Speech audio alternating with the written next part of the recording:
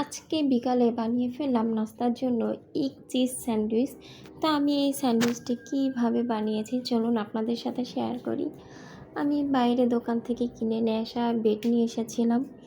এর মধ্যেই আমি দিয়ে দিচ্ছি টমেটো সস। আমার কাছে যেন মনে হয় এই স্টাইলে স্যান্ডউইচ বানিয়ে খেলে বেশি ভালো লাগে, যদিও এক একজন এক এক সিস্টেমে বানিয়ে খায়। তো আমার কাছে এটা অনেক ভালো লাগে, এর জন্য আমি এভাবে বানিয়ে খাই।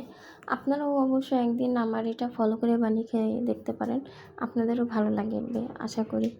তো আমি সুন্দর মতন করে ব্রেডের চারপাশে টমেটো সসটা লাগিয়ে নিচ্ছি, দুই সাইডেই দুই ব্রেডেই সেম স্টাইলে।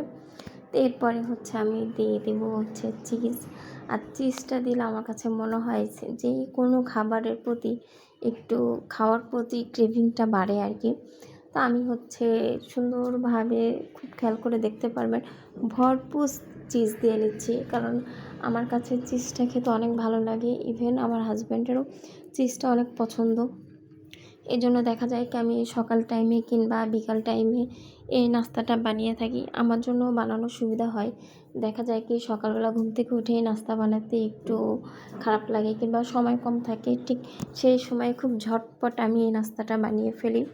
তো আপনারা কে সকালবেলা কিংবা বিকালবেলা অতি দ্রুত কোন নাস্তাটা বানিয়ে থাকেন আমাকে কমেন্ট করে জানাবেন, তাহলে আমিও ট্রাই করে দেখব। আসলে রান্নাবান্নার ক্ষেত্রে হয় কি এক এক সময় এক এক রকম নতুন ধরনের রান্না করতে বেশ ভালো লাগে আমার কাছে।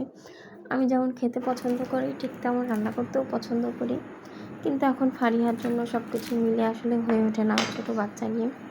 তো আমি এই যে যা বলছিলাম, এখানে আমি চিজের উপরে আমি দিয়ে দিচ্ছি ডিম। এই ডিমটা অবশ্য আমি ভাজি করে নিয়েছি শুধুমাত্র একটু লবণ দিয়ে। এরপরে ডিমটা দেওয়ার পরে ডিমের উপর আরেকটা ব্রেড দিয়ে এখন আমি এটা সুন্দর মতন করে ভেজে নিব, এপাট ওপাট দুই পাট। তো একটা জিনিস খেয়াল করবেন, যখন আপনারা এই স্যান্ডউইচটি ভাজবেন তখন অবশ্যই অনেক ধৈর্য সহকারে চুলার আঁচটা খুবই স্লো রেখে এরপরে ভাজতে হবে, কারণ চুলার হিটটা যদি বেশি থাকে তাহলে দেখা যাবে কি এক পাশ পুড়ে যেতে পারে। সেই জন্য অনেক ধৈর্য সহকারে আস্তে ধীরে এটা ভাজতে হবে, তাহলে সুন্দরভাবে হয়ে যাবে আর কি স্যান্ডউইচটি। এই যে আমার স্যান্ডউইচটি অলমোস্ট রেডি। এখন শুধু সস নিয়ে খাওয়া শুরু করে দিব। যদিও আমি ভিতরে সস দিয়েছি, এরপরেও আমার কাছে এক্সট্রা সস দিলে অনেক ভালো লাগে।